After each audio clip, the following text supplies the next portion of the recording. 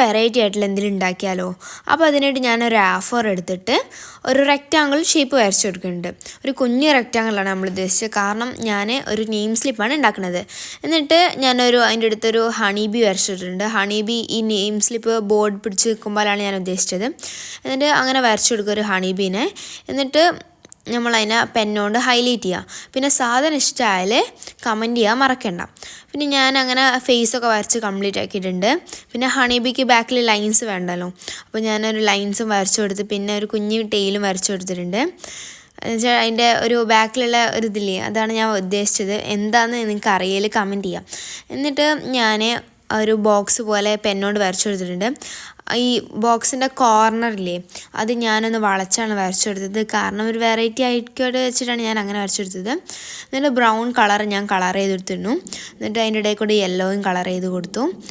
അങ്ങനെ ഞാനത് കംപ്ലീറ്റ് ചെയ്തിട്ടുണ്ട് കളർ ചെയ്തിട്ട്. പിന്നെ ഞാൻ ബ്രഷ് പെന്നാണ് നമ്മൾ ചിറക് കൊടുക്കാൻ യൂസ് ചെയ്തത്. ബാക്കിയൊക്കെ ഞാൻ സ്കെച്ചാണ് യൂസ് ചെയ്തത്, കാരണം കുറച്ചൊരു കളർ ഉണ്ടാവുമല്ലോ. പിന്നെ ഞാൻ നെയിം ക്ലാസ് സ്കൂളിൽ നിന്ന് എഴുതി കൊടുത്തു. പിന്നെ അതിൻ്റെ അപ്പുറത്ത് ഡോട്ട് ഇട്ട് കൊടുത്തു, കാരണം അല്ലാണ്ട് എവിടെ എഴുതേണ്ട ഒരു കൺഫ്യൂഷൻ ആവുമല്ലോ, നമ്മൾ നെയിം സ്ലിപ്പ് കാണില്ല അങ്ങനെ. അപ്പം ഞാൻ അങ്ങനെ വരച്ചു കൊടുത്തിട്ടുണ്ട്. എന്നിട്ട് ഞാൻ കുറച്ച് കട്ടി കൂട്ടുകയാണ്. ഈ ബോർഡ് പിടിക്കുമ്പോൾ തോന്നണമല്ലോ, അല്ലാണ്ട് എന്തോ ഒരു ഷീറ്റ് പിടിക്കുമ്പോൾ തോന്നും. അപ്പോൾ ഞാൻ ബോർഡായിട്ട് തോന്നാൻ വേണ്ടിയാണ് ഞാൻ അറ്റത്ത് കുറച്ച് പെന്നുകൊണ്ട് കട്ടി കൂട്ടിയിട്ടുണ്ട്. എന്നിട്ട് ഞാനൊരു ഡിസൈൻ വിചാരിച്ചു അതിൻ്റെ ഉള്ളിൽ.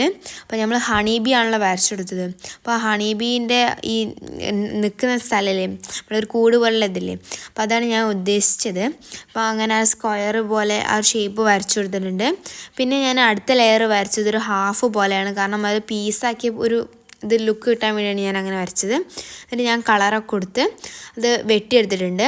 വെട്ടിയെടുക്കുമ്പോൾ ഒരു കാര്യം ശ്രദ്ധിക്കണം, കുറച്ച് നമ്മൾ വിട്ടിട്ട് വേണം വെട്ടാൻ, കാരണം എന്നാലേ അതിൻ്റെ ഭംഗി നമുക്ക് തിരിച്ചറിയാൻ പറ്റും. അപ്പോൾ അങ്ങനെ ഞാൻ എല്ലാ സ്ഥലവും വെട്ടി കൊടുത്തിട്ടുണ്ട്. എന്നിട്ട് നമ്മൾ ഡബിൾ സൈഡ് ടാപ്പില്ലേ, ചെറിയ തിന്നായിട്ടുള്ള, അപ്പോൾ അത് ഒട്ടിച്ചെടുത്തിട്ടുണ്ട്. എന്നിട്ട് ഞാനത് പറിച്ച് നേരെ ബുക്കിൻ്റെ മുകളിൽ ഒട്ടിച്ചിട്ടുണ്ട്. പിന്നെ ഫൈനൽ ലുക്ക് ഇഷ്ടമായാൽ ലൈക്കും സബ്സ്ക്രൈബും മറക്കണ്ട.